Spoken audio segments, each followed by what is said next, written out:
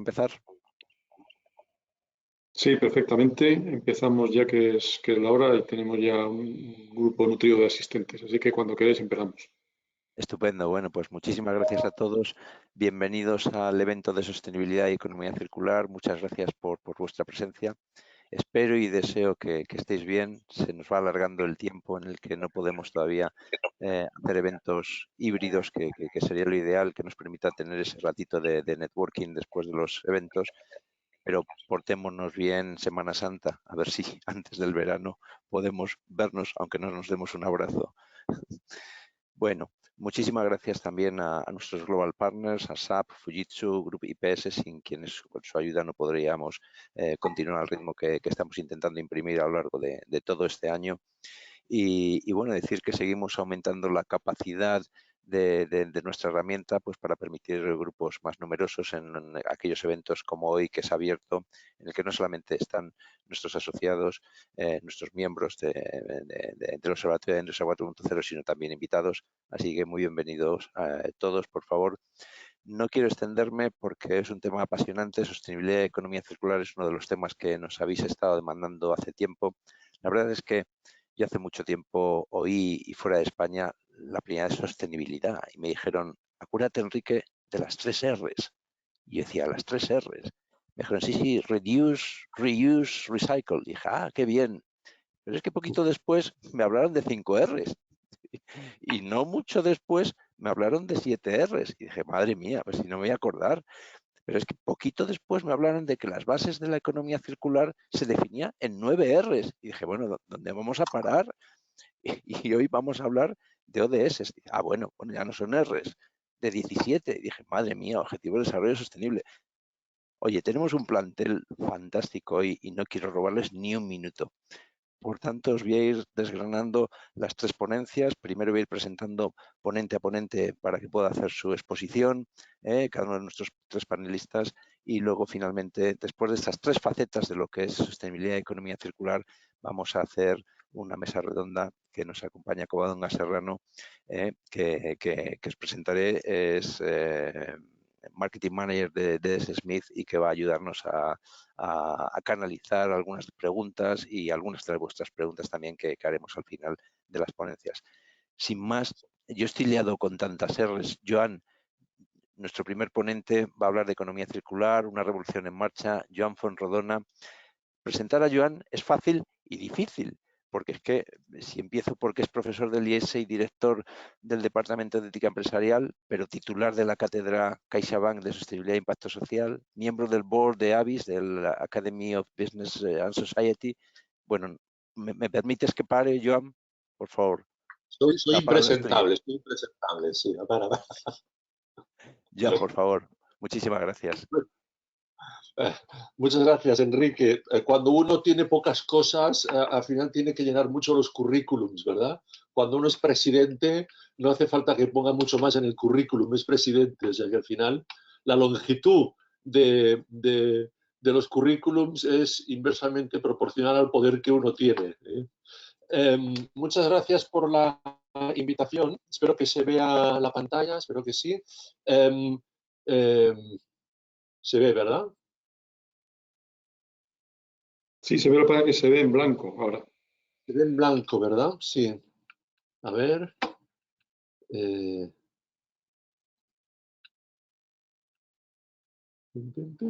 Ahora, Joan, economía circular, una revolución en marcha. Ya lo vemos en pantalla. Vale, ahora sí que se ve. Bueno, pues muchas gracias por la invitación y voy a basar mi intervención en un cuaderno que hemos publicado recientemente en la cátedra que dirijo precisamente sobre la economía circular. Para aquellos que sepáis del tema, bueno, nosotros en la cátedra intentamos hacer nuestros documentos muy divulgativos para el gran público, no pretendemos hacer trabajos demasiado sofisticados intelectualmente, sino que más bien tengan un tono divulgativo. Eso hace que a veces, para quienes están familiarizados con el tema, les pueda parecer excesivamente superficial, pero es una forma de introducir, digamos, a los no expertos en todas estas cuestiones, ¿no? Pues el cuaderno reciente, el último que hemos hecho es precisamente sobre economía circular y me voy a basar un poco en ello. Me gustaría pues deciros, presentar un poco el modelo que supone la economía circular, una breve referencia al marco temporal en la Unión Europea, luego centrarme en esas 9 Rs que decía antes Enrique, ¿verdad? Que efectivamente, para tu tranquilidad, Enrique, yo creo que el número es lo de menos, ¿eh? Porque muchas veces esto depende de cómo se junten las cosas. Al final son las mismas cosas, más separadas o más unidas, ¿no? Y por lo tanto, pues cada uno tiene más que hacer su framework nuevo para decir que hace una cosa nueva y seguramente dentro de unos años alguien saldrá con 11 Rs y no pasará nada, ¿no? Y finalmente, pues me gustaría también dedicar un poco de tiempo, ya que estamos en el Observatorio de la Industria 4.0, a alguna consideración de cómo estos dos elementos, la economía circular y la Industria 4.0, se relacionan y las sinergias que puede haber en ellas. Bien, yo creo que la gran pregunta, o el reto, ¿no?, que la economía circular plantea, o que la economía circular es una respuesta a ese reto, es, dicho en una frase más corta, es cómo hacer más con menos. Y ese es el gran reto, ¿no? Estamos en un mundo que es limitado, con unos recursos limitados, cada vez con un mayor consumo por parte de todos, cada vez con más gente de la población del planeta entrando en el consumo, ¿verdad? Se habla de la base de la pirámide y cómo integrar la base de la pirámide también en toda la economía. Eso hace que, bueno, pues al final los recursos sean limitados. En los siglos XIX, siglo XX, más bien las respuestas venían en las respuestas malthusianas de limitar el número de bocas y el número de personas, ¿no? Dado que los recursos somos limitados, vamos a no ser muchos, ¿no? Me parece en ese sentido que la economía circular es una respuesta mucho más positiva, ¿no? Lo que hay que hacer es ver cómo esos recursos los podemos usar de una forma más eficiente, y vamos a ver cómo aprovechamos los recursos que tenemos naturales, pues para sacarles más provecho, ¿no? Cómo no malgastarlos, ¿eh? Al final, esta idea de las Rs, de todas las Rs que nos mencionaba antes Enrique, pues es también la idea de volver sobre los pasos, un poco la idea de la economía circular, ¿no? Volver sobre los pasos para sacarle más provecho a las cosas, ¿no?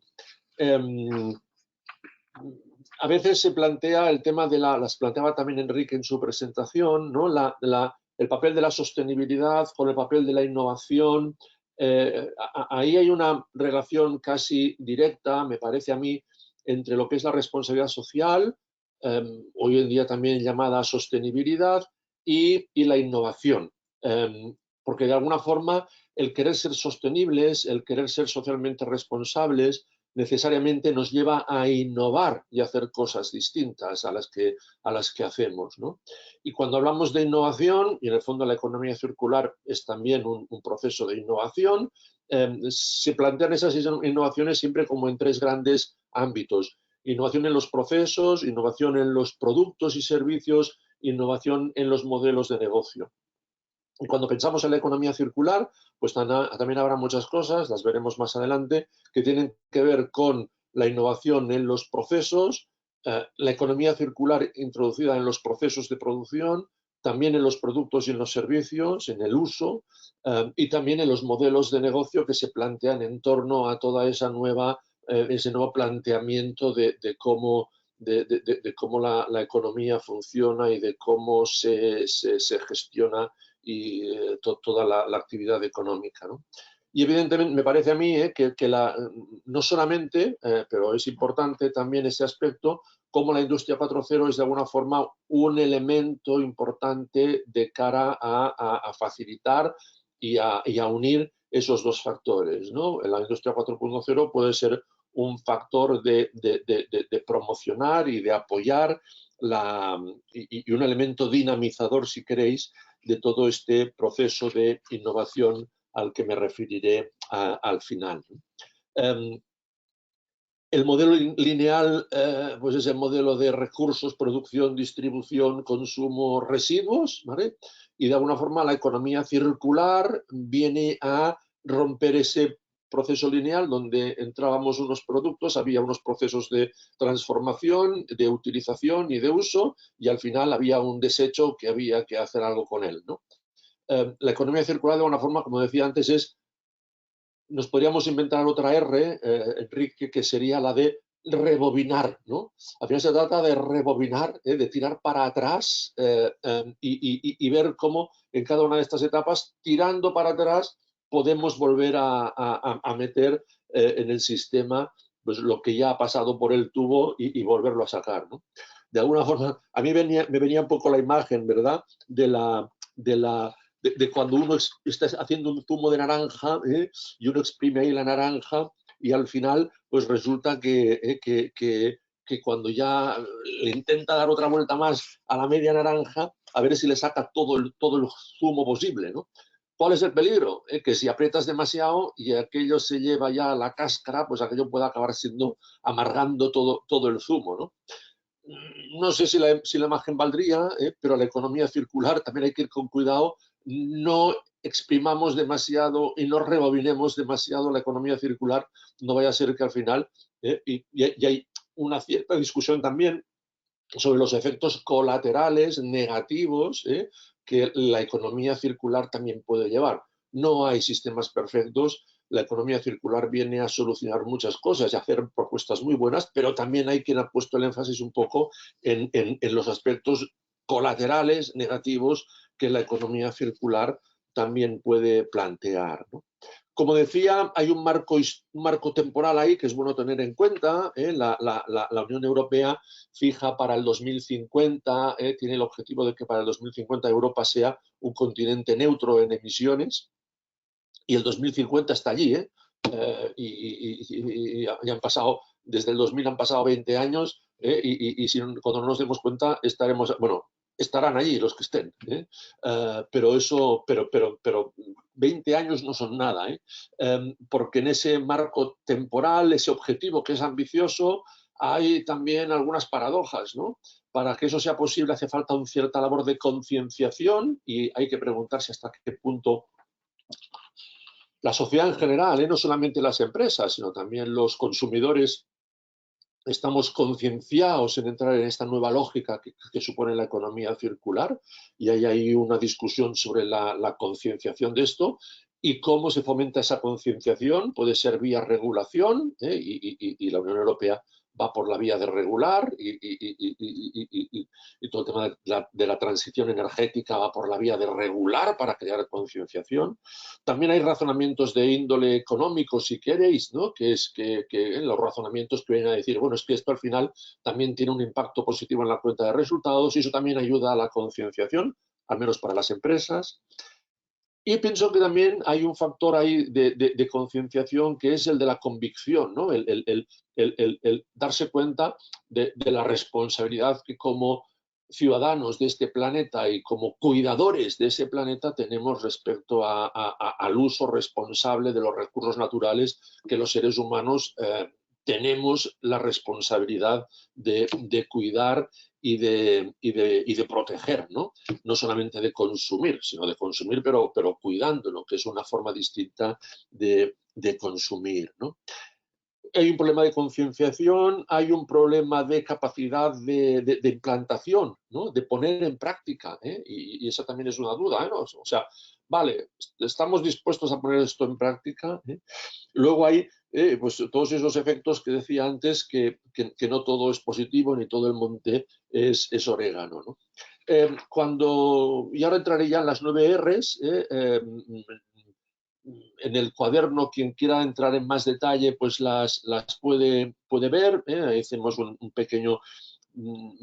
pequeña descripción de cada una de ellas, pero en el fondo son distintas formas de ponerle patas a esta economía circular, ¿no?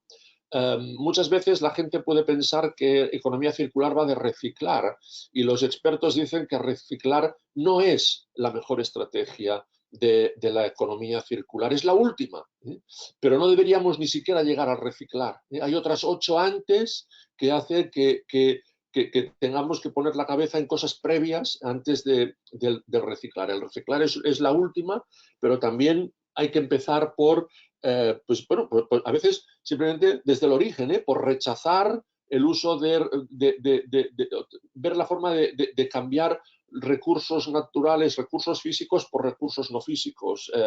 El ejemplo más fácil, ¿no? Pues rechazar significa decir, yo no quiero facturas en papel, mándemelo usted en PDF a través de los aparatos móviles que yo pueda tener, ¿no?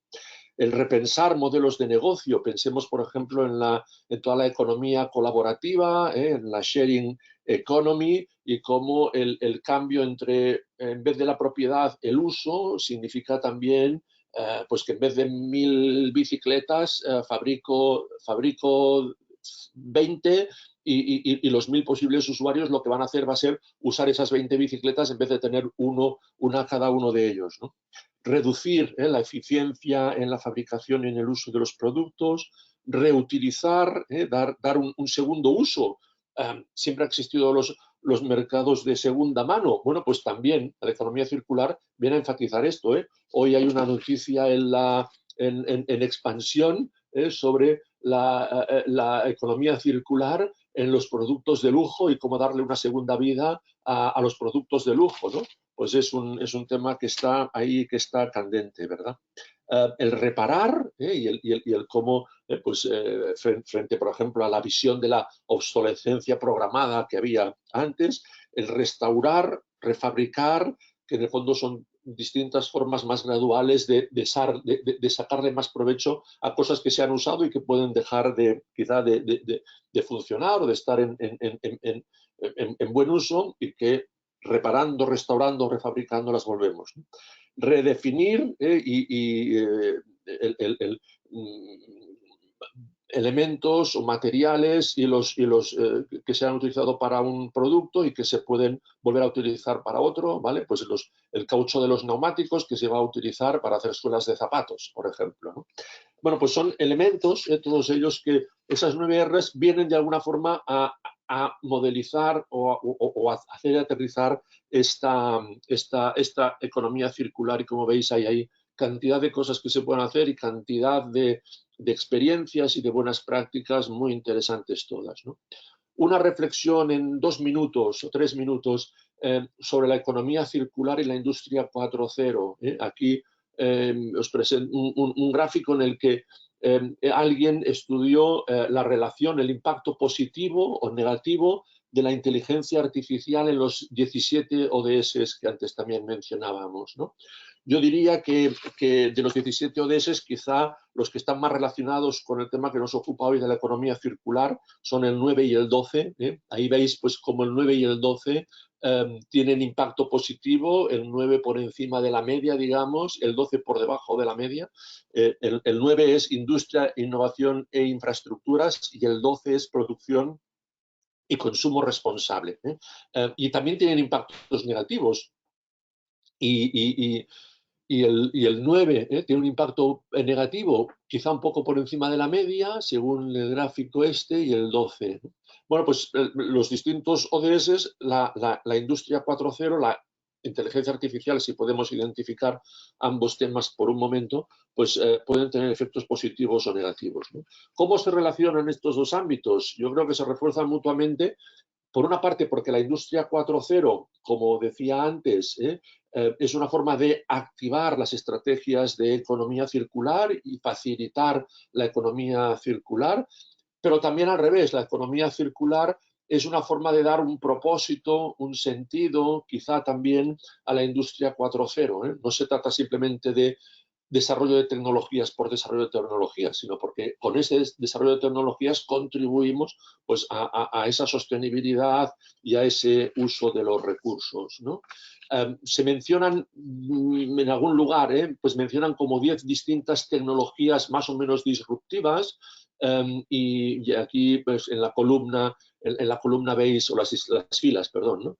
Veis las distintas pues, tecnologías disruptivas, desde el uso de los móviles, el machine to machine, la cloud, las redes sociales, el big data, las máquinas de las impresiones en 3D o aspectos más quizá de ingeniería, pues de ingeniería modular o de reingeniería de reciclado o desarrollo de nuevos materiales, y se ve ahí pues que pueden tener impacto cada una de ellas en las distintas Rs, la distinta economía circular. No me voy a entretener porque seguramente también quienes me vayan a continuación a hablar pues abundarán en el tema, ¿no? Esto está ahí, ¿verdad? Un ejemplo tan sencillo como las bicicletas, que en las ciudades pues es un ejemplo claro de cómo combinar buena parte el uso de las tecnologías para sustituir y para conectar lo físico, lo digital, lo biológico, con la economía circular y el impacto en distintas de esas Rs que antes mencionaba, ¿no? Y ya para acabar, pues eso, una simple reflexión sobre esa doble flecha, ¿no? La industria 4.0 ayuda a la economía circular, pues porque introducir las tecnologías y los instrumentos propios de la industria 4.0 ayuda pues a la gestión de todos esos servicios digitales que sustituyen a materiales físicos, a la gestión de los datos que permiten pues las economías colaborativas o el reciclado de materiales, etcétera, o el uso de materiales, las impresoras 3D y otros procesos de ingeniería que permiten diseñar partes en vez de y sustituir las partes por las partes que se han dañado y poder reusar otra vez los productos, etcétera, etcétera. Ahí hay mucho donde la industria 4.0 ayuda a la economía circular. Y por otra parte también, como decía antes, también la economía circular tiene, o la industria 4.0 tiene que hacerse preguntas también en torno a las 9 Rs, ¿no? La famosa obsolescencia programada en su momento, etcétera, ¿vale? Pues cómo las 9 Rs y algunas de esas 9 Rs precisamente vienen a preguntarse también cómo la industria 4R en sí misma tiene que entrar en la lógica de la circularidad y debe cambiar alguna de sus formas y de sus procesos por la economía circular. Y yo con esto os dejaré ahí en la presentación por si después es compartida con todos los asistentes, una pequeña bibliografía y recursos complementarios para los que queráis ir profundizando en estos temas. Y nada más, muchas gracias por la atención y después en el turno de discusión podremos seguir hablando. Muchas gracias. Muchísimas gracias, felicidades, Joan. La verdad es que te has ajustado al tiempo y además gracias por una presentación tan divulgativa. A mí cuando me has empezado diciendo cómo hacer más con menos, digo, qué conceptos más sencillos, ¿no? Y se me ha venido a la cabeza ahora cuando hablábamos o veíamos este teléfono en la última transparencia, dije, bueno, ¿puede ser el teléfono un ejemplo de hacer más con menos? Porque hablamos de un teléfono, pero no es un teléfono. Los dispositivos que llevamos es un callejero, es una brújula, es un mapa, es una cámara de fotos, es un monedero, es un teléfono, es un reloj, es una linterna, es una radio, es una calculadora. Más, ya nadie da más por menos, ¿eh, Joan? Oye, muchísimas gracias. Luego vamos a dejar tiempo después de la mesa redonda para que te hagan algunas preguntas también, si hubiese por parte de todos los asistentes. Vamos a dar paso ya al segundo panelista. Va a hablarnos de la herramienta multicriterio para economía circular. Se trata de José Luis Canga, de Avaleo. Es el director técnico de Avaleo y además profesor de posgrado del Instituto Superior de Medio Ambiente. José Luis, el suelo es tuyo. Muchísimas gracias. Bueno, si me permites, Enrique, vamos a iniciar la ponencia de José Luis con un pequeño sondeo para conocer un poco más lo que sabemos de los miembros del observatorio y también recordaros que tenemos para todos el acceso disponible para preguntas, porque al final del encuentro, como siempre, dejaremos un poco de espacio para esos ruegos y preguntas que puede que tengáis. Entonces vamos a empezar con este sondeo, contestáis en estos 10 o 15 próximos segundos y ya nos decís a ver. Mientras tanto, perdonad, creo que no me habéis hecho presentador y no puedo compartir pantalla. Sí, ahora mismo va, José Luis, no te preocupes. De acuerdo, gracias.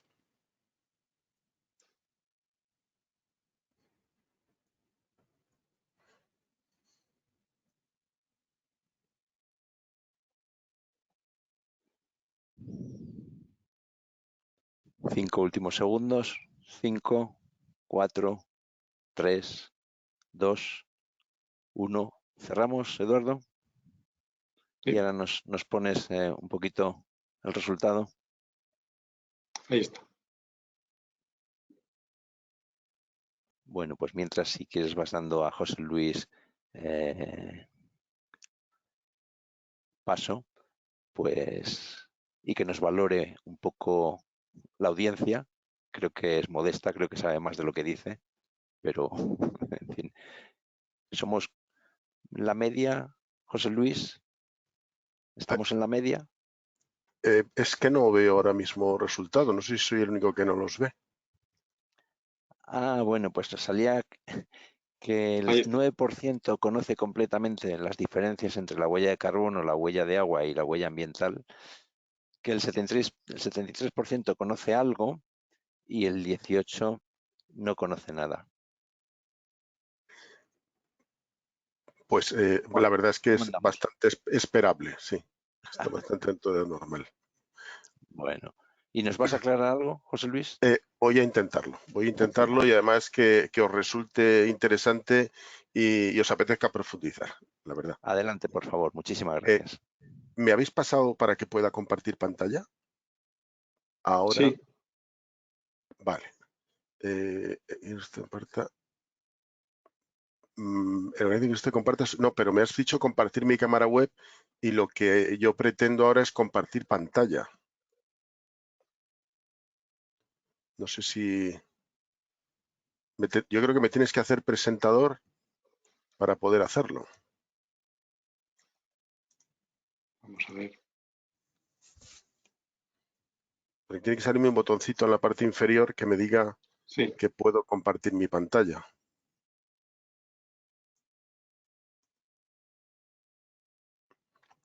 Creo que en algún sitio tiene que haber la posibilidad de hacer presentador. Vale, ahora yo creo que sí. Ahora ya lo tienes, sí. ¿Estáis viendo un Estamos viendo tu PowerPoint? pantalla, sí. ¿Veis Estamos un viendo PowerPoint? la pantalla del ordenador. Ahora entra el PowerPoint. Vale, de acuerdo. Bueno, estas son cosas de... a ver si puedo... Esto es, vale. También puedes Bueno, encender tu cámara para que te veamos ahora.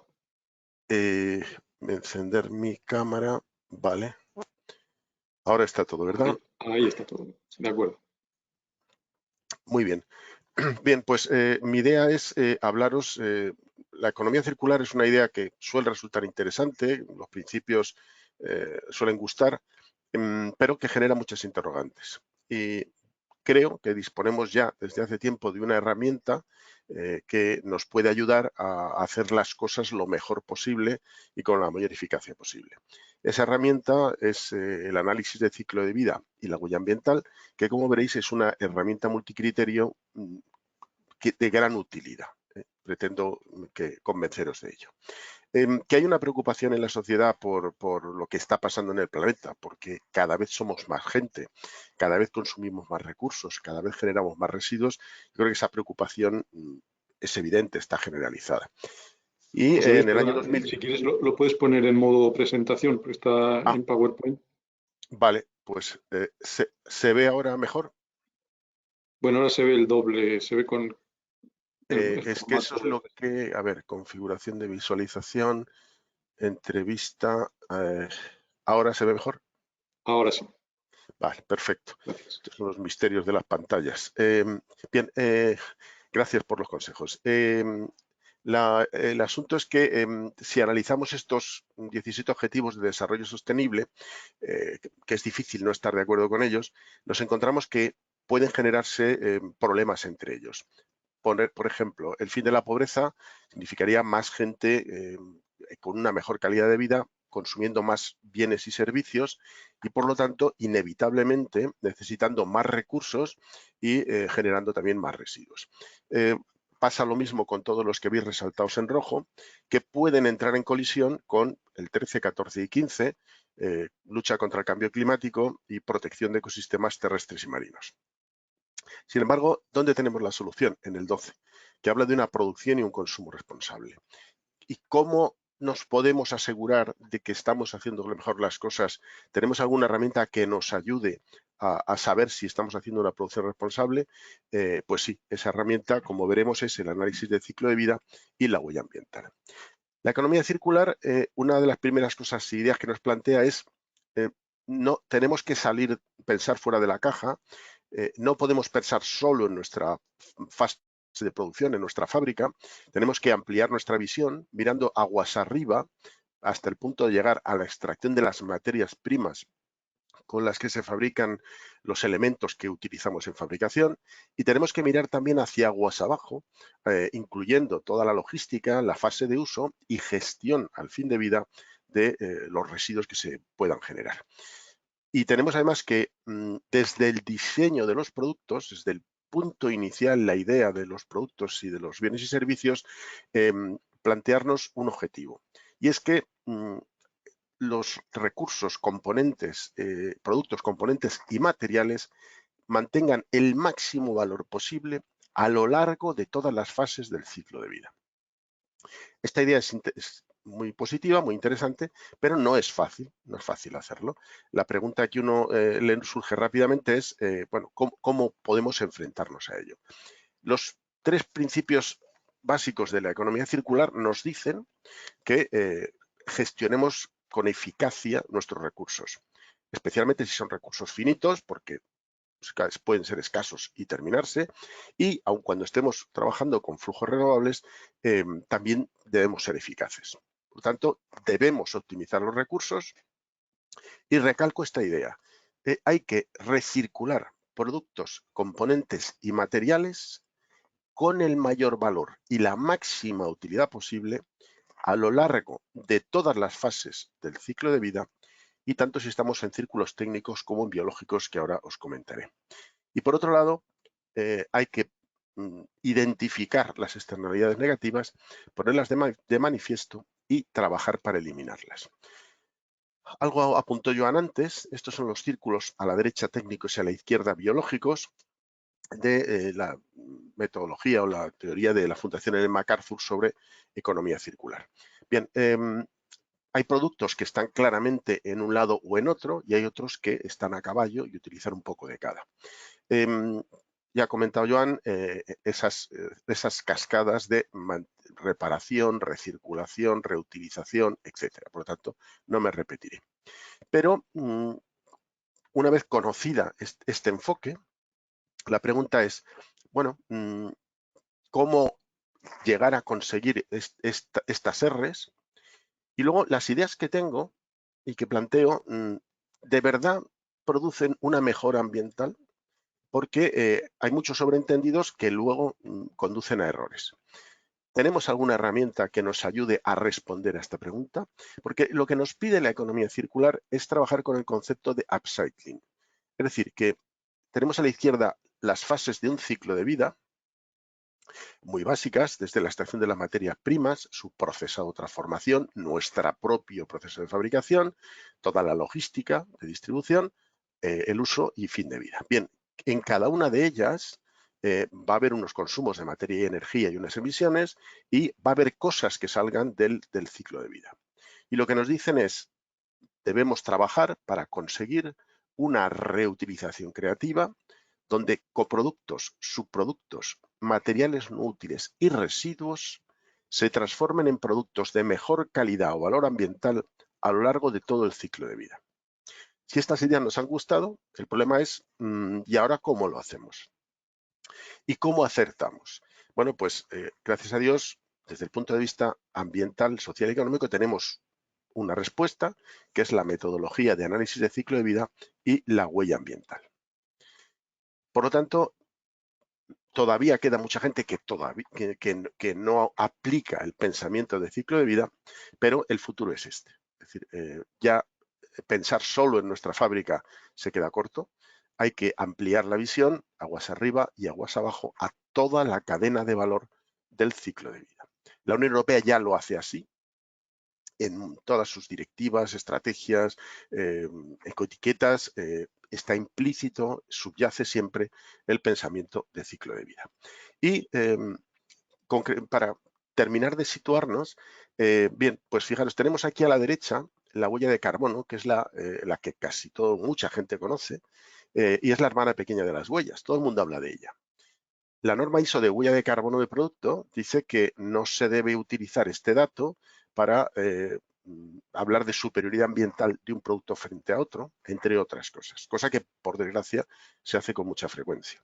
Por lo tanto, huella de carbono conocida y manejada por mucho, la hermana pequeña, porque solo evalúa una categoría de impacto, que son emisiones de gases de efecto invernadero.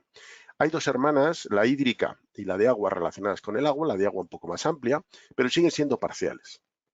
Y luego hay una huella realmente ambiental, que es la iniciativa de la Unión Europea, que nació en el 2013, que viene a armonizar las declaraciones ambientales de producto a nivel de Unión Europea, que ya vienen funcionando desde hace muchos años. Por lo tanto, que la huella ambiental, ahora veremos lo que evalúa, es una evaluación mucho más completa y es mucho más amplia que las anteriores huellas más conocidas. Y el análisis de ciclo de vida es la metodología sustento de todas las huellas.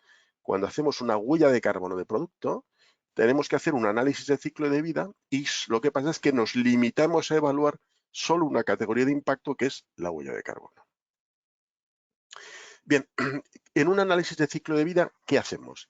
Bueno, pues tendremos en el centro las fases muy básicas de un ciclo de vida completo. Y en todas y cada una va a haber o puede haber ocupaciones de suelo, cambios de uso del suelo, y siempre hay consumos de materia y energía, emisiones al aire, emisiones al agua y generación de residuos y vertidos al suelo. Bien, todo eso son los datos que hacen falta para hacer un inventario del análisis de ciclo de vida y metiéndolo en el software adecuado, lo vamos a convertir en categorías de impacto ambiental que tenemos a izquierda y derecha.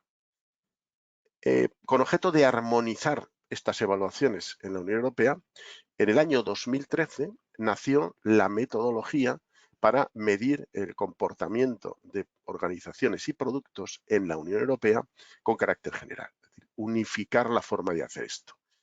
Objetivo, pues que exista una información comparable y rigurosa sobre impacto ambiental de productos y organizaciones para que haya confianza en consumidores, inversores y grupos de interés.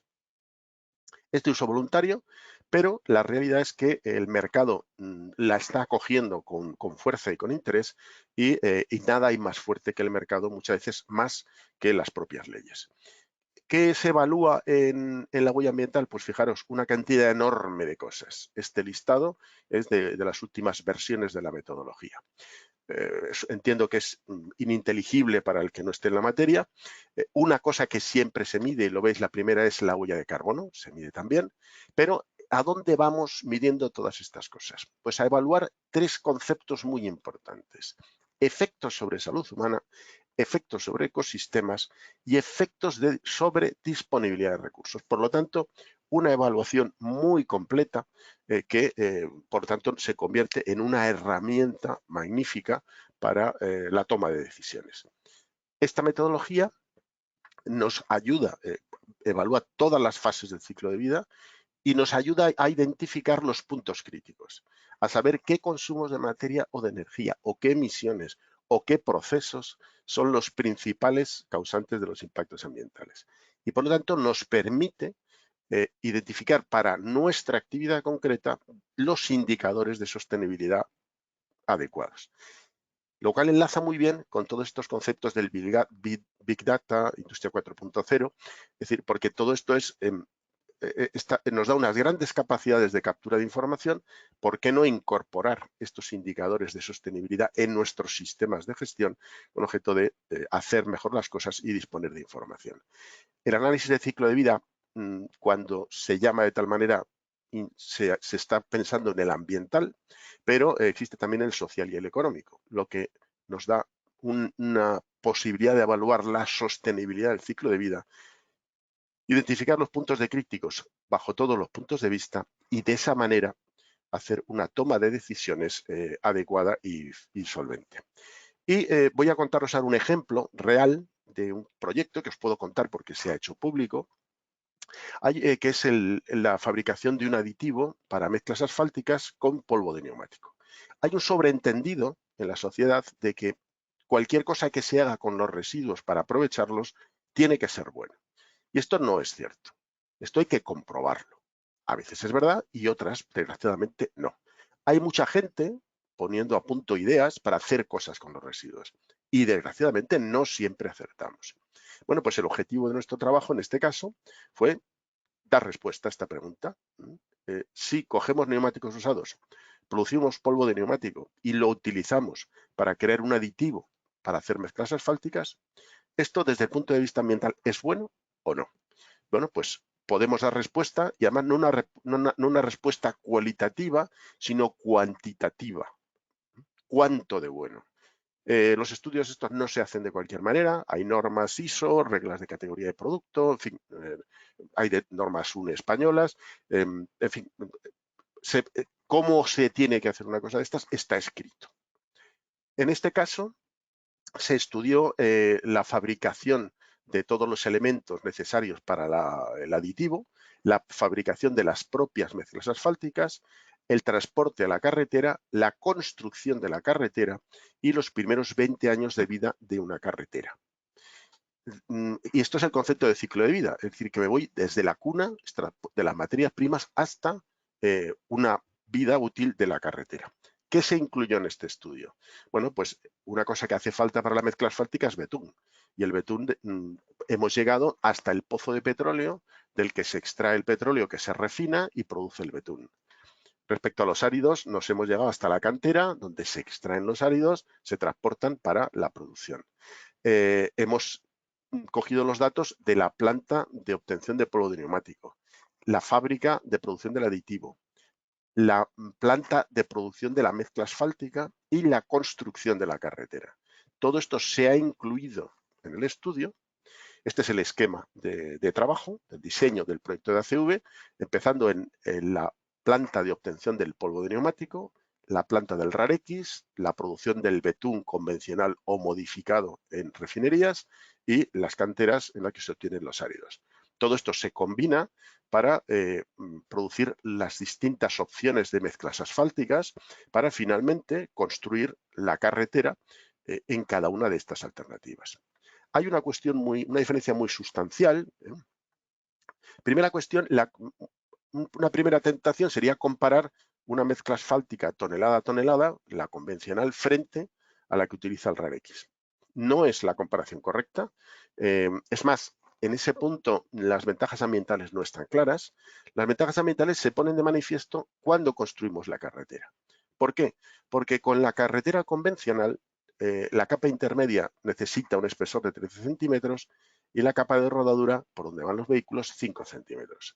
Sin embargo, cuando utilizamos este nuevo aditivo con polvo de neumático, la capa intermedia se puede reducir a 5 centímetros y la rodadura mantiene su espesor, pero con una ventaja añadida: dura más tiempo.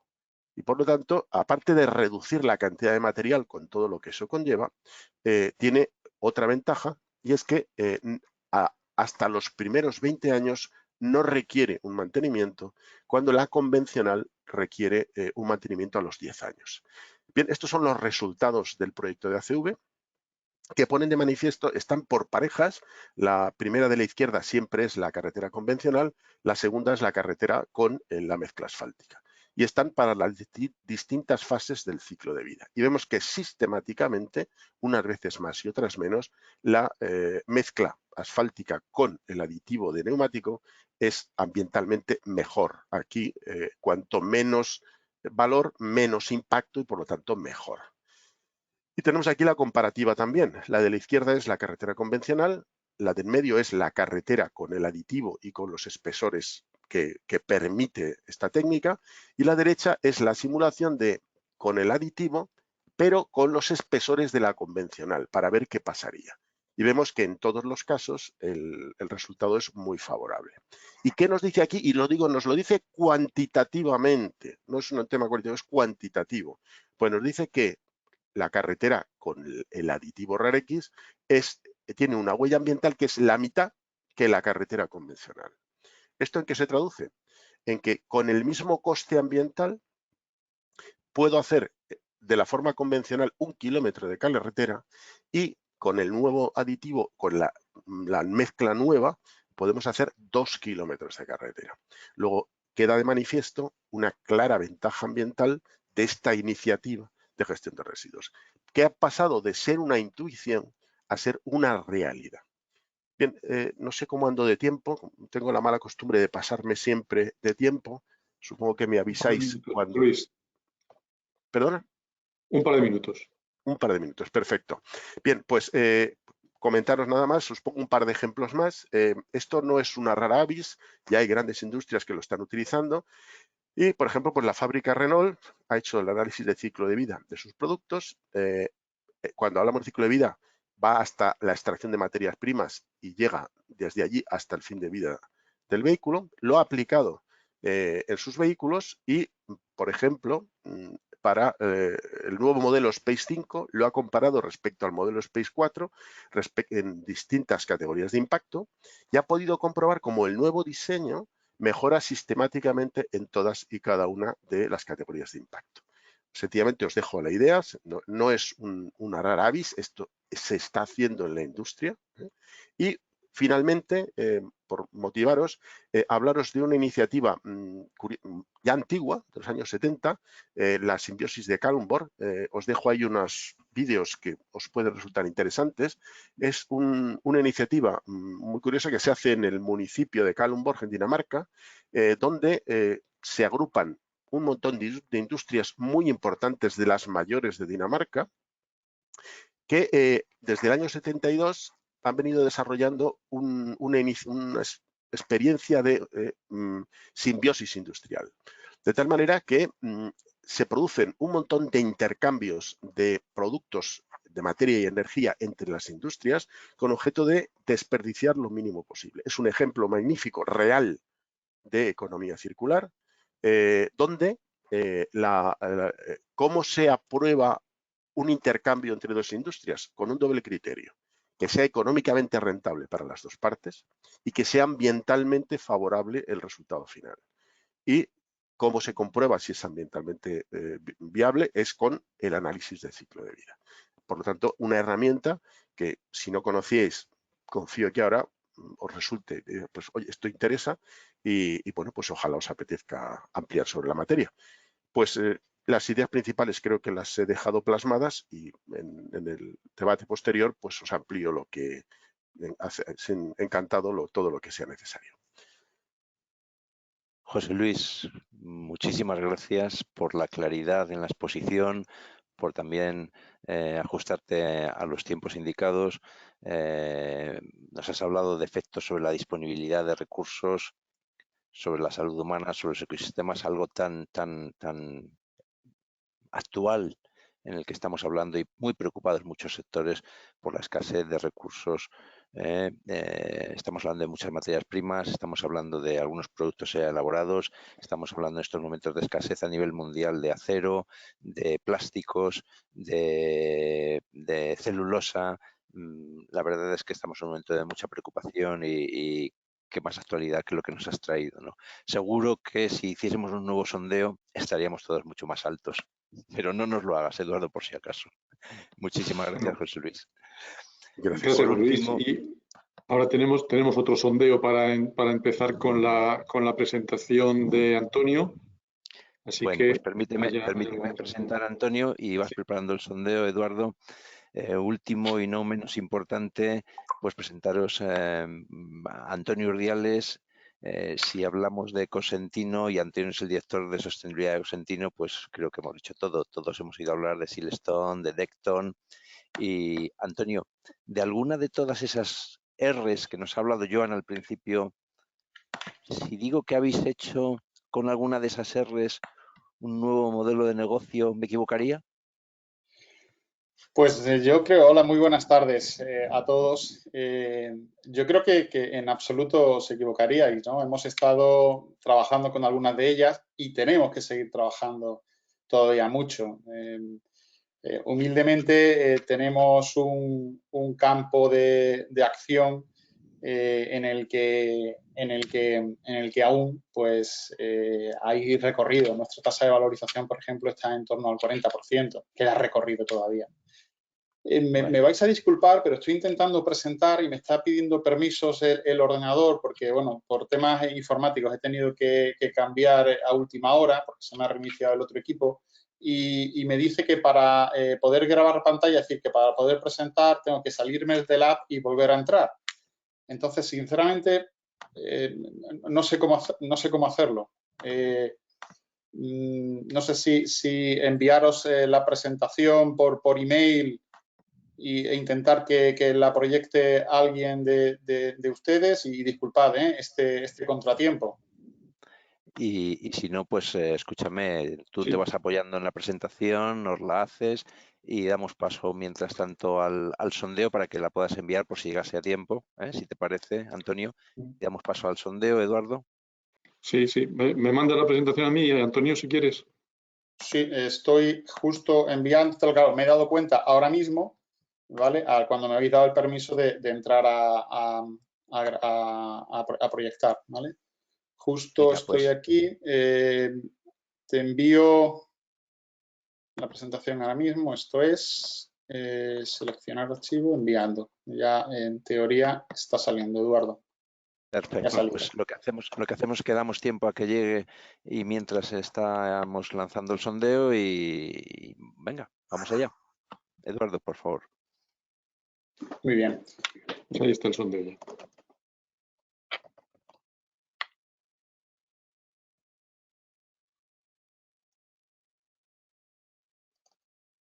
Vamos a ver qué sale. Esto Probablemente es muy salga Shanghái. 5, 4, 3, 2, 1, cerramos. Creo que será fácil. Eduardo.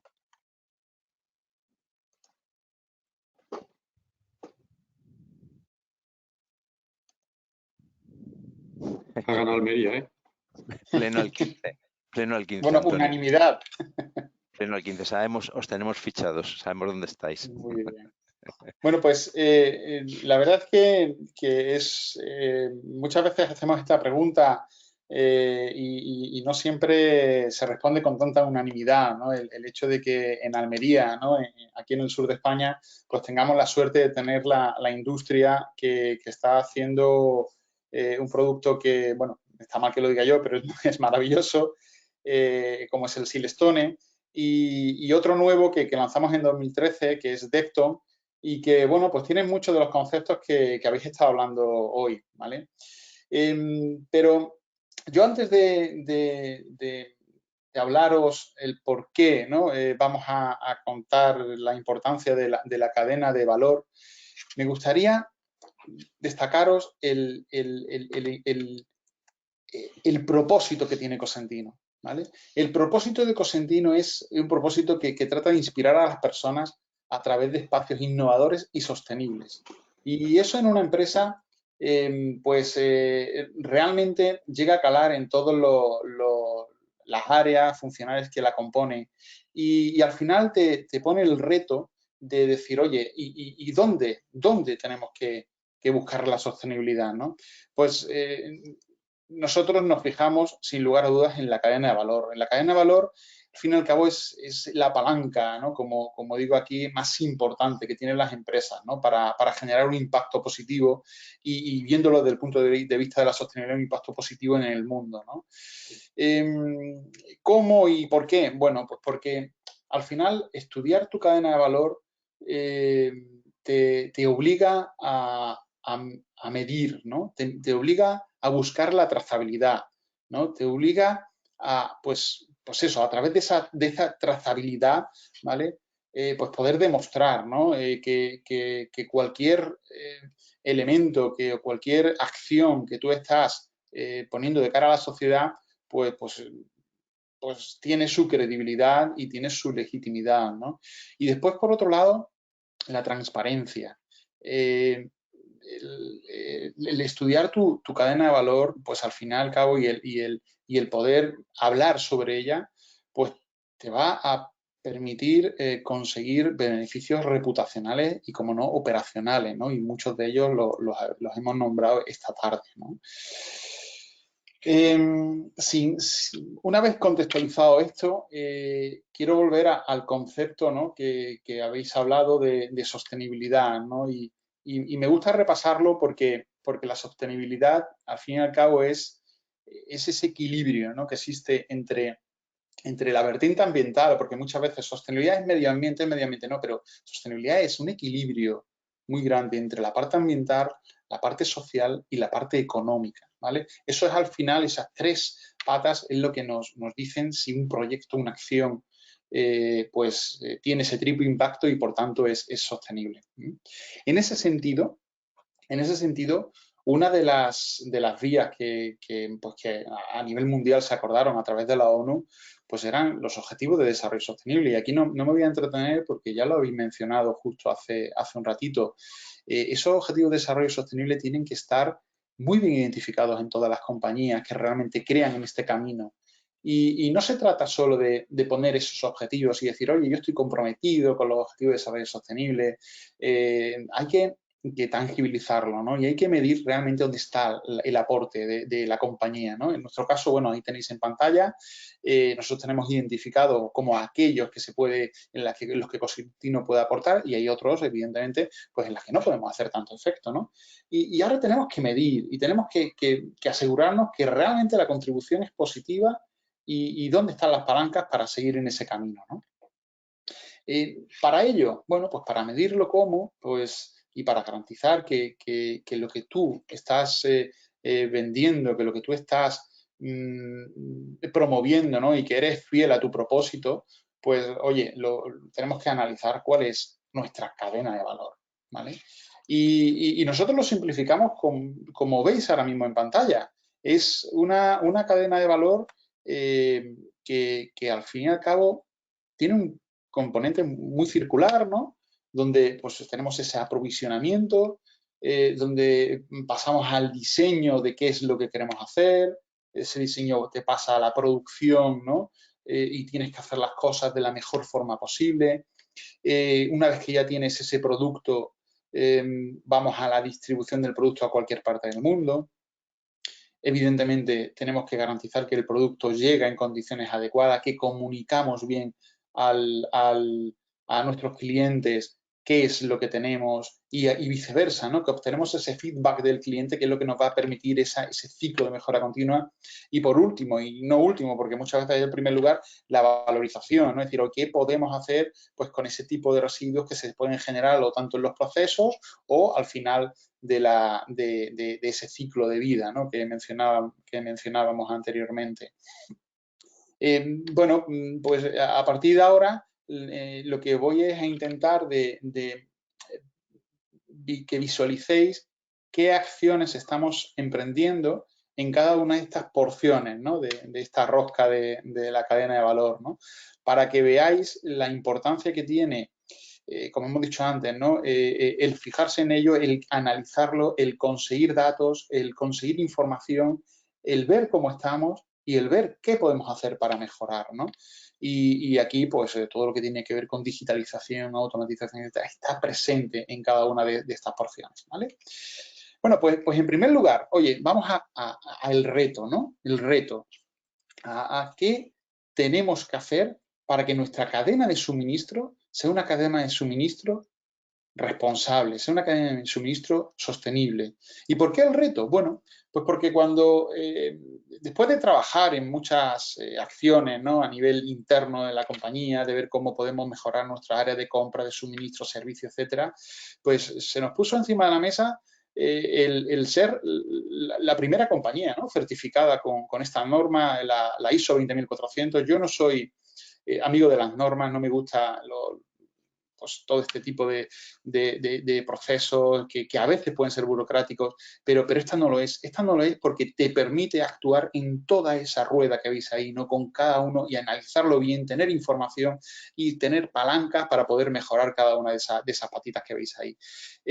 Bueno, pues tenemos el orgullo de decir que sí, es verdad que fuimos la primera empresa a nivel mundial en certificarnos en esta norma y también tenemos el compromiso y la responsabilidad de aquí al año 2024 cumplir un calendario de trabajo muy duro donde está implicado todo el área de compras a nivel mundial para poder con todo el peso, decir que nuestras compras son sostenibles, ¿no?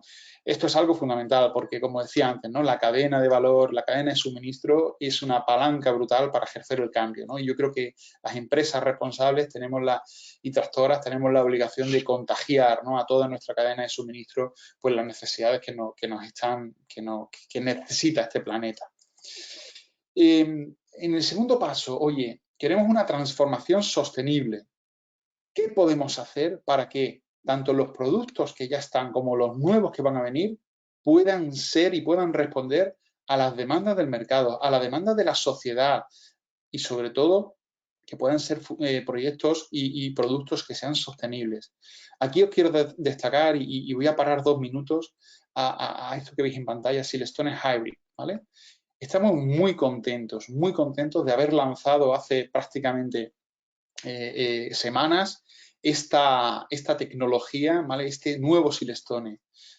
Hace 4 años nos marcamos en el área de I+D, evidentemente el área a la que yo represento sostenibilidad, el área de proyectos de ingeniería, en fin, muchas áreas hicieron un trabajo de co-creación con proveedores, con clientes, de ver cómo podemos hacer Silestone de forma diferente, de forma mucho más sostenible. Cogimos lo mejor de lo que ya hacíamos, cogíamos lo mejor de, oye, las energías que usamos son energías renovables de origen, o sea, energías eléctricas de origen renovable, el agua terminamos de hacer un circuito de vertido cero y reciclamos el 100% del agua.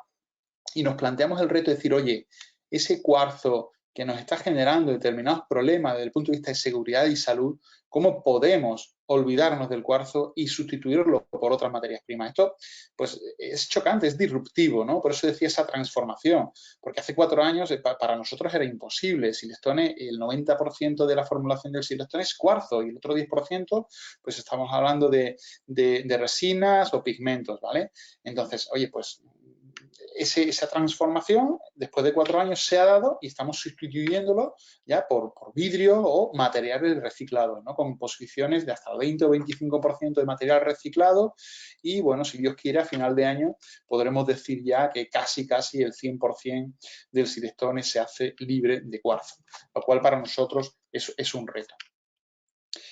Igualmente Decton. Decton es otro producto que salió en el año 2013 y que sale con estas variables del ecodiseño ya en su composición. Siguiente, Smart, ¿vale? ¿Qué nos planteamos? Pues nos planteamos, oye, ¿cómo nuestros procesos industriales, cómo podemos hacer para que apliquemos las mejores tecnologías disponibles que hay en el mercado? Para que sean procesos trazables y completamente digitalizados. Aquí el poder del dato. El dato es lo que nos está ayudando y nos va a ayudar en los próximos años mucho a ser mucho más eficientes en materia de sostenibilidad, y lo digo sin lugar a dudas, ¿vale? Ineficiencias que hoy tenemos de proceso, cuando tengamos un histórico de datos representativo y podemos trabajar en ese Big Data, Deep Learning, etcétera, etcétera, no me voy a liar con estas historias, veremos cómo podemos ser mucho más eficientes y cómo podemos llegar, quizás, si Dios cabe, a residuo cero. Porque en Decton lo vamos a conseguir el año que viene, residuo cero, y estoy convencido que Silestone en los próximos años llegaremos a eso. Pero bueno, aquí tenéis alguna información de cómo Cosentino ha ido creciendo, una apuesta sin lugar a dudas por el parque industrial de Cantoria. Toda la producción a nivel mundial se hace aquí y se exporta a cualquier parte del mundo, y con procesos muy automatizados, muy digitalizados, con fuertes inversiones en materia de automatización, en materia de seguridad y salud, como veis ahí. Publicamos hoy que la inversión en el año 20 en materia de seguridad y salud y medio ambiente y sostenibilidad ha sido de en torno a 22 millones de euros, y en ese sentido la compañía sigue apostando para seguir avanzando. ¿Vale?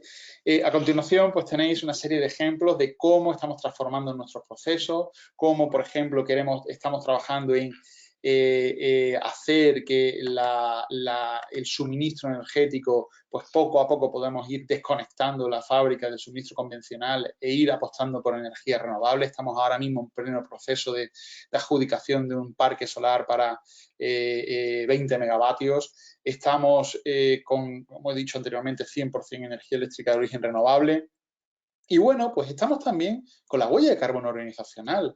Es verdad que esto no sirve para comparar un producto contra otro, pero sí sirve para ver cómo estás, para ver cómo está tu cadena de valor. Y aquí, fijaros, hay una de las sorpresas que nos encontramos, pues veis ahí el alcance 3 cerca de un 90%, lo cual es un momento para poner el foco y poder trabajar en ese alcance 3. Después, si hay tiempo o en las preguntas, si queréis, podemos desarrollar este punto. Agua y residuos, pues igualmente, ¿no? Para nosotros es vital, es importante, muy importante, y más en el entorno en el que estamos, que las aguas las aprovechemos al 100%, medimos cada gotita de agua que entra en nuestros procesos productivos y la reutilizamos y reciclamos y la volvemos a utilizar constantemente, ¿no? Fijaros, os doy un dato muy, muy llamativo, en nuestro proceso industrial diariamente se tratan 80.000 metros cúbicos de agua. Eso en habitantes equivalentes es aproximadamente como una depuradora de unos 400.000 habitantes, una ciudad de 400.000 habitantes. De ahí la importancia que tiene hacer las cosas bien, medirnos, ver cómo evolucionamos y sobre todo ver cómo podemos seguir mejorando. Eficiencia. Eficiencia de nuestra logística, de cómo podemos distribuir nuestro producto mejor, de una forma mucho más sostenible, ¿vale? Pues lo mismo, aquí volvemos a medirnos, a ver cómo podemos trazar cómo va el producto desde nuestro parque industrial a cualquier parte del mundo, cómo podemos operar con las mejores operadoras comerciales como Mars o cualquier otra, tampoco quiero poner nombres aquí. ¿Cómo podemos entrar en piloto de autopistas ferroviarias pues, para exportar nuestro producto? ¿Cómo podemos optimizar la ruta de última milla? ¿Cómo podemos implementar gestión integral de transporte? Algo importantísimo también, tener datos, tener información de cómo es tu red logística y cómo puedes mejorarla. Y aquí pues también nos podemos encontrar grandes retos y grandes oportunidades de negocio, ¿no? Pues ¿por qué no? Para aprovechar tus cadenas logísticas para otros stakeholders que puedan también hacer uso de ella. ¿Por qué no? ¿No? Un dato muy, muy significativo, nuestra logística interna dentro del parque industrial, prácticamente un contenedor marítimo, tardábamos hace 7 años, tardamos 6-8 horas en cargar ese contenedor. Hoy día estamos tardando en torno a 5 o 10 minutos en cargar un contenedor de este tipo, ¿vale? Bueno, pues todo eso se ha conseguido gracias a esos trabajos de coworking, que antes ponía el ejemplo con el área de compras, pero se hacen también con otros áreas. Y digitalización, sin lugar a dudas. ¿Cómo llegamos a nuestros clientes? ¿Cómo podemos hacer que esa cadena de información, de transmisión, de qué es lo que tú estás produciendo, cómo lo estás produciendo y cuál es tu producto, cuáles son las ventajas, las bondades, etcétera, etcétera? Ha cambiado el panorama, es decir, ya no se comunica con el cliente con una muestra de tu producto, ya podemos llegar a comunicar con imágenes de primera calidad a tu cliente y de esa manera estamos evitando también pues el producir muestras, que al fin y al cabo es ahorro de recursos naturales, ¿no? Bueno, pues trazabilidad y digitalización en esta parte del proceso también es clave, ¿no? Evidentemente nosotros vamos al mercado con productos de garantía, 25 años de garantía, eso es también algo muy reseñable y evidentemente la declaración ambiental de producto. El análisis del ciclo de vida. Lo comentaba anteriormente un compañero. Para nosotros fue clave en el año 2011. Lanzamos un producto, Ecosilestone, 70% de material reciclado. Y ya certificamos el ciclo de vida de ese producto, ¿no? Análisis de ciclo de vida y declaración ambiental de producto. Hemos creído firmemente en esto. Es una palanca brutal. Es un gesto de transparencia muy grande con tu cliente y que se compare cualquiera contigo. Pues lo hemos hecho después con Silestone y con Decton, ¿no? Y nuestras dos grandes marcas tienen el análisis del ciclo de vida certificado. Y por último, circularidad, muy relacionado con la pregunta que me hacíais anteriormente de si alguna R se representa en este campo. Evidentemente, para nosotros la valorización de residuos pasa por dos grandes etapas. Una de ellas es, oye, de todos los residuos que yo estoy generando en mi ciclo productivo en Cantoria, ver cómo podemos reintroducirlo en nuestros procesos. Ahí veis algunos ejemplos de materiales de Silestone o Decton que tienen pues desde 20% hasta el 80%, incluso 90% en algún caso de material reciclado o recuperado dentro de su composición y bueno, pues cerca de 2 millones de metros cuadrados que prevemos meter este año en el mercado que ya tienen este tipo de materia prima. ¿Vale? Y por otro lado, oye, pues cómo puedes valorizar tus residuos en aquellos lugares en los que se está produciendo ya residuos o también en los tuyos propios, ¿vale? Porque hoy día genero residuos que soy capaz de comérmelo en mi propio proceso o usarlo para valorización externa. Bueno, pues hay diferentes líneas de investigación abiertas desde hace varios años. Y ya pues tenemos resultados tangibles, ¿no? Pues para usar residuos en tecnosuelos, de que aquí hacemos una hibridación y una simbiosis pues con el sector agrario de Almería, ¿no? Pues que tiene mucho resto de orgánico y lo mezclamos con nuestros residuos y podemos hacer un suelo fértil. Se puede usar para infraestructuras públicas, se puede usar para nuevos materiales, pues por ejemplo, como los que decía anteriormente, ¿no? Los nuestros propios o materiales de la construcción, como por ejemplo ladrillos, ¿no? Del entorno cerámico. Y bueno, sin más, porque bueno, creo que ya vamos justo de tiempo. Esta última slide que veis aquí es simplemente pues que quiero que es un repaso, ¿no? Para que veáis la importancia que tiene, ¿no? de tener bien identificada tu cadena de valor, analizarla bien,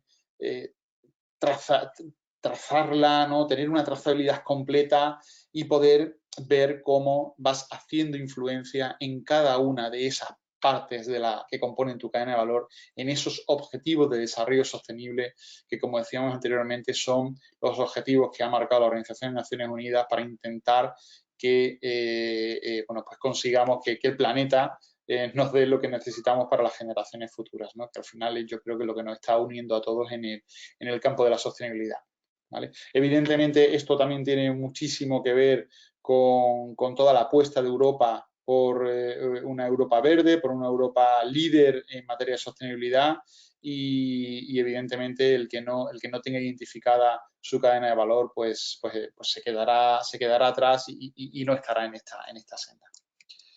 Pues si queréis ahora después en turno de preguntas, si has ido muy rápido, no sé, o tenéis alguna duda, pues podemos ir hablando. La mesa redonda también. Antonio, muchísimas gracias. Felicidades por la presentación, por el propósito, la visión, las R's que nos has contado y por el éxito de vuestro modelo de negocio. La verdad es que creo que te sugiero que para el próximo sondeo elimines Shanghái, elimines Almería y lo pongas más difícil porque lo sabemos todos.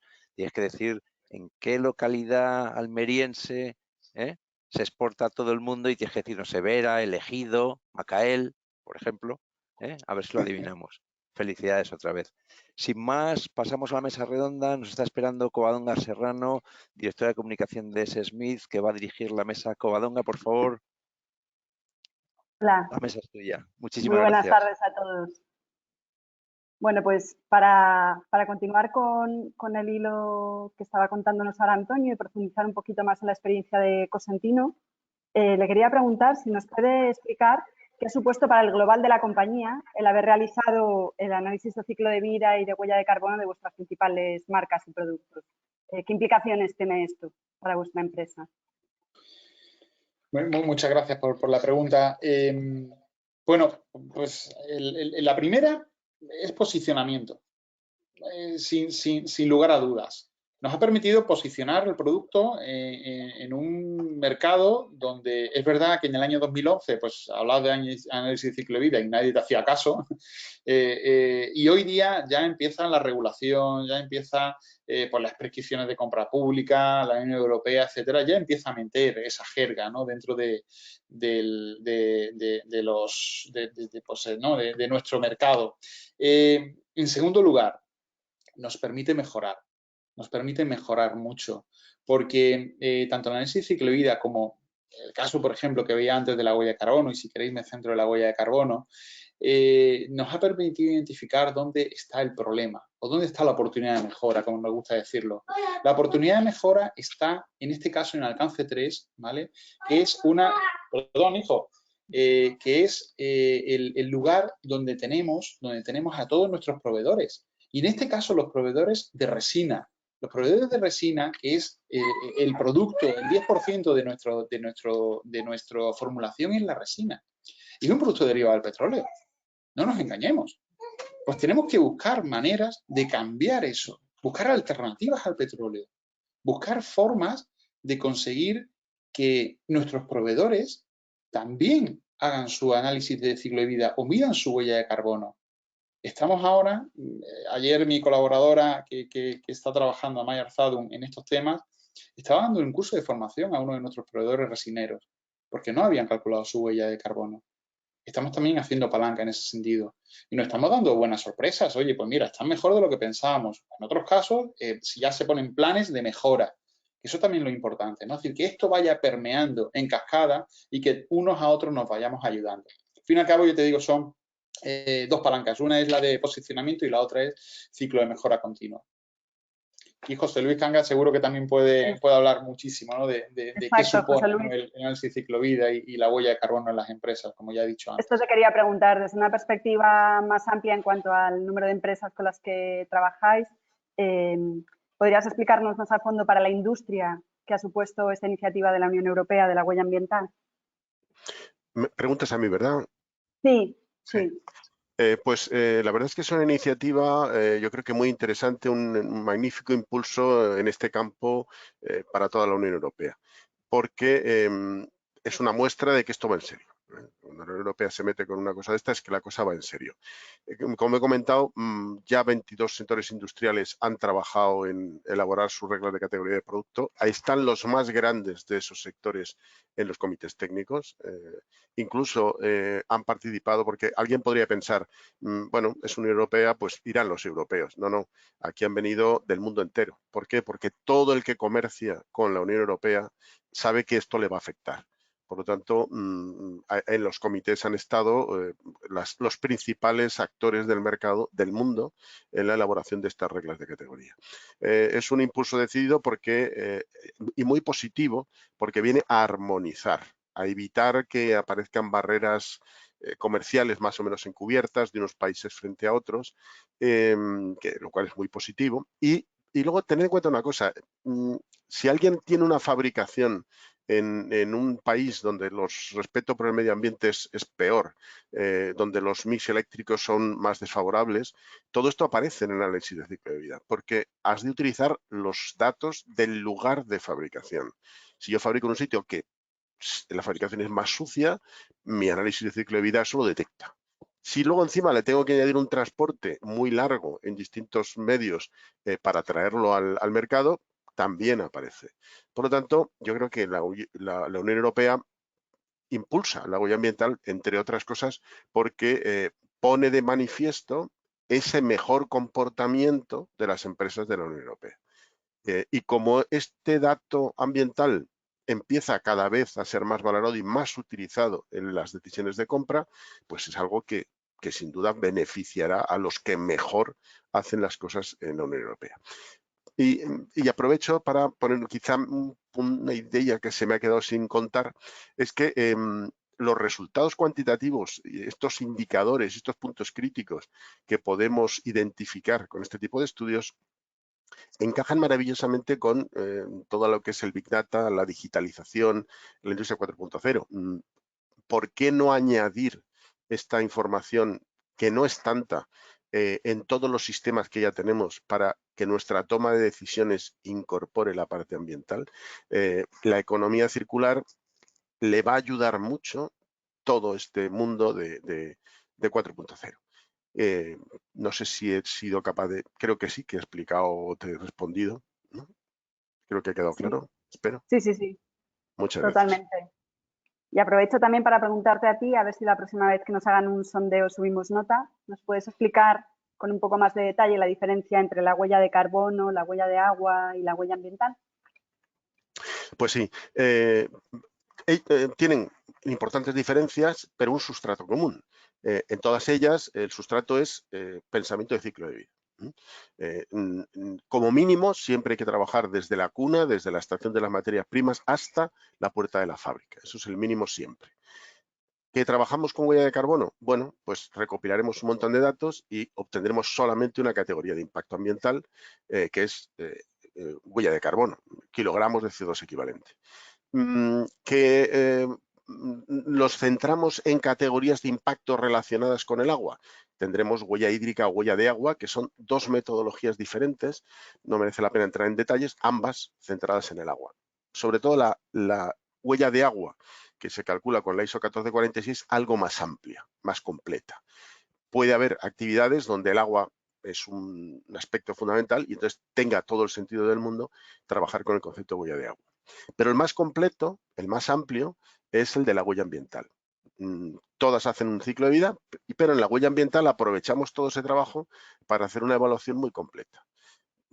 Habéis visto ahí un listado enorme de categorías de impacto, con nombres raros, con unidades más raras todavía, pero lo bueno es que a dónde llegas con esos datos es a evaluar 3 conceptos muy importantes. Efectos sobre salud humana, trascendental, efectos sobre los ecosistemas y efectos sobre disponibilidad de recursos. Le falta poco.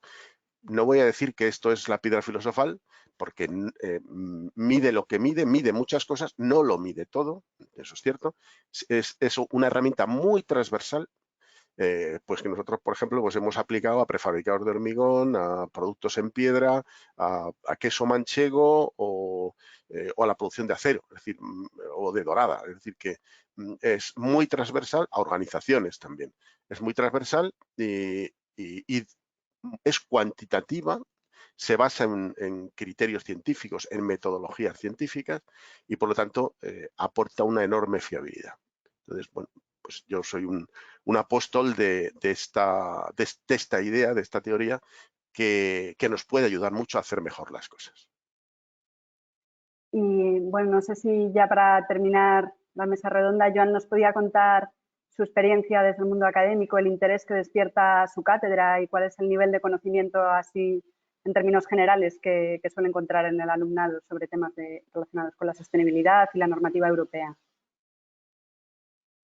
¿Me dices a mí también? No, a Joan, desde el punto de vista de la cátedra del IES. Sí. Joan, me parece que tienes que activar el micrófono.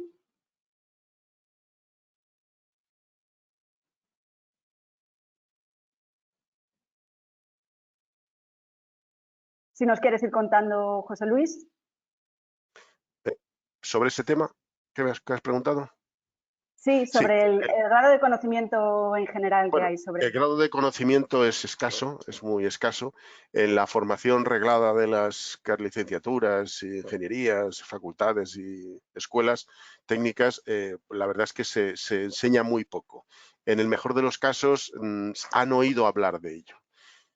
Nosotros damos mucha formación, pero básicamente es de posgrado, de gente que de pronto encuentra esta materia, le parece interesante y quiere formarse, ¿no?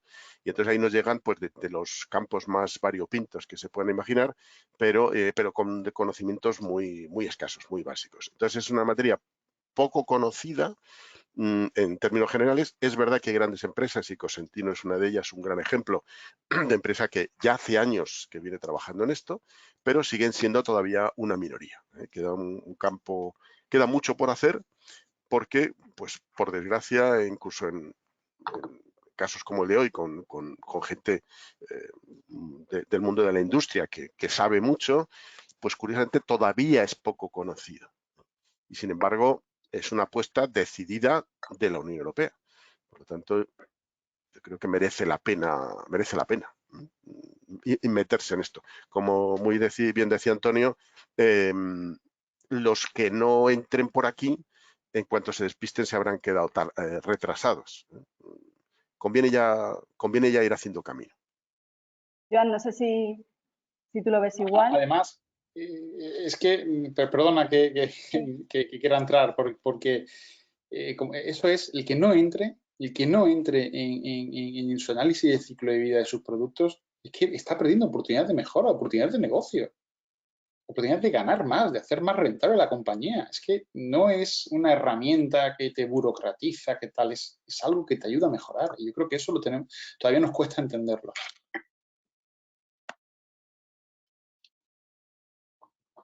Vale, bueno, pues sí, en parte es verdad, ¿no? Cuando la gente te ve con el pin de los ODS, mucha gente te pregunta qué es esto, ¿no?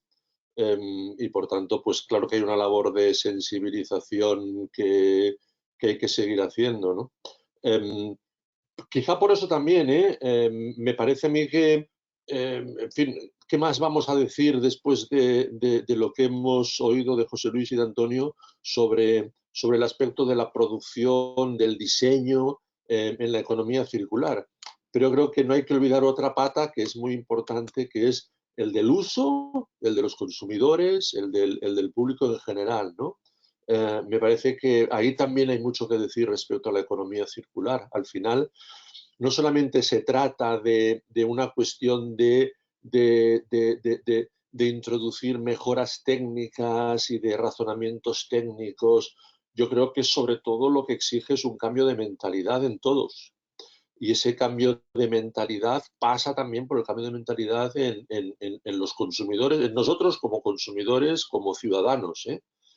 Y esa es una pata que no tenemos que olvidar, y que quizá pues, se nos había quedado hoy un poquitín así de lado, y aprovecho para incorporarla al debate, ¿no?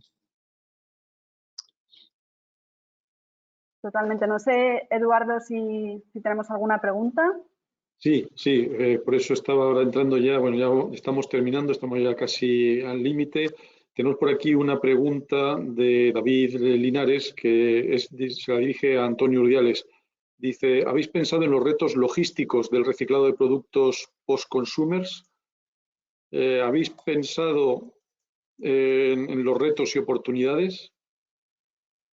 Sí, sin lugar a dudas. Es una cuestión, es un debate que tenemos ahora mismo encima de la mesa. Nuestro producto es un producto pues, que afortunadamente tiene una larga vida, como he dicho anteriormente, pero precisamente estamos aplicando el análisis de ciclo de vida para eso. Y el impacto que genera el recuperar el producto a origen o el buscar salida de tu producto para aquellos lugares en donde se genera, ¿vale? Estamos trabajando en dar soluciones ad hoc, ¿vale? Que es probablemente lo que tiene más sentido dentro del impacto que pueda generar. Bueno, si parece, terminamos con una y probablemente también pueda ser para Antonio o para José Luis, que es si creéis que la inversión, aunque Antonio ya ha contado algo, si creéis que la inversión en sostenibilidad y medio ambiente es rentable. O sea, que merece la pena no solo desde el punto de vista social, sino también desde el punto de vista económico. Pues si queréis decir, tiene que ser rentable y si no, no está bien hecha. De eso se trata, es decir, que cualquier cosa que se haga tiene que tener un sentido, un objetivo y obtener un rendimiento.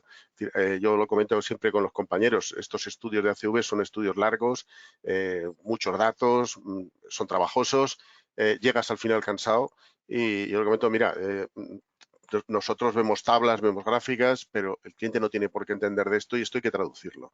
Y tiene que ser útil para el cliente. Y todo ese trabajo tiene que transformarse en conclusiones útiles que le sirvan para algo. Entonces, si no hemos conseguido que esto sea rentable, es que algo no hemos hecho bien. O sea, debe ser rentable. Mucha gente lo está consiguiendo. Consentino es un ejemplo. Es un placer. Yo añadiría ahí que efectivamente tiene que ser rentable, pero que la motivación última no tiene que ser esa. Una cosa es que como resultado de la sostenibilidad también tenga un impacto positivo en la cuenta de resultados. Otra cosa es que aquellas empresas que solamente busquen el resultado como razón última de su política de sostenibilidad, pues seguramente ni estarán convencidas ni le sacarán todo el provecho que tienen, ¿no? Me ha parecido muy interesante que Antonio empezase hablándonos del propósito, y el propósito era mejorar a las personas. Y después esto se destila en un montón de cosas que son las que nos ha estado explicando en su intervención, ¿no? Pero todo tiene que partir de ahí, ¿eh? Es una cuestión de propósito, no simplemente de resultados económicos, aunque llegan, pero no tiene que ser la razón última por la que trabajemos en estos temas. Bueno, tenemos una última ya y ya cerramos para darle paso a Enrique para que termine con el encuentro, que se refiere al caso Kalmborg y la simbiosis industrial de la que nos ha hablado José Luis, pero quizá para no enrollarnos mucho, ya que estamos fuera de tiempo, si os parece, puedo compartir, en este caso con David, que es quien estaba preguntando, pero también en nuestra página web podemos poner un enlace a uno de los vídeos que creo que son muy ilustrativos que nos ha compartido José Luis en estos días y que probablemente sea interesante que le echéis un vistazo a estos vídeos que son relativamente cortos, pero que son muy ilustrativos sobre este modelo de simbiosis de Kalundborg. Y ya sin más, para ir terminando, Enrique, si quieres tomar la palabra. Pues muchísimas gracias, Eduardo. Solo me quedan 2 minutos, agradecimientos y 2 recordatorios. No os vayáis porque quiero haceros 2 recordatorios importantes. Muchísimas gracias, Covadonga, Joan, José Luis, Antonio, por tan magníficas presentaciones. Habéis elevado el nivel de nuestro conocimiento, desde luego, en sostenibilidad y economía circular. Y bueno, nuevamente muchísimas gracias a todos los presentes y a los Global Partners, SAP, Fujitsu y Grupo IPS, porque de la mano de ellos estamos haciendo 2 estudios, como sabéis. Empezamos el mes pasado, que os lo comunicamos con todos los miembros, y agradeceros a todos los que habéis participado en la parte del estudio de ciberseguridad centrado en el tema de ransomware de la mano de Fujitsu. Muchísimas gracias. Este informe lo presentaremos a los miembros en el mes de mayo. Y recordaros que estamos ahora mismo también lanzando el estudio de la madurez de la industria española en Digital Supply Chain, de la mano de SAP y Grupo IPS también. Y deciros que recibiréis o estáis recibiendo en estos días la invitación a participar en ese cuestionario. Estamos intentando no quitaros el tiempo a todos. Os hemos dividido a unos miembros hacia ciberseguridad y a otros miembros hacia el Digital Supply Chain. Si bien es cierto que si alguno no recibís esta comunicación en los próximos días, si queréis participar, porque participando en esta encuesta os va a permitir saber cómo está el grado de madurez en la industria española, pero también hacer una autoevaluación de vuestra organización para ver cómo estáis con la media de la industria española. Por tanto, tiene su interés, y aunque hayáis participado en ciberseguridad, si queréis, por favor, y no recibís el correo en estos días porque nos queremos agobiar, pues por favor os comunicáis con Eduardo, nuestro secretario general, o conmigo, con quien queráis, y os incluimos. Y simplemente recordaros que el 22 de abril a los miembros del observatorio nos encontraremos, si Dios quiere, en otro evento para la formación para el empleo. Y nada más, desearos que os cuidéis mucho, daros las gracias, disfrutad de la Semana Santa de manera segura y con algo que no hace falta que os recuerde porque lo sois, que es disfrutarla con responsabilidad. Muchísimas gracias por vuestra atención y buena Semana Santa. Gracias a todos. Muchísimas gracias. Adiós. Muchas gracias. Muchas gracias. Buenas tardes. Buenas tardes. Adiós.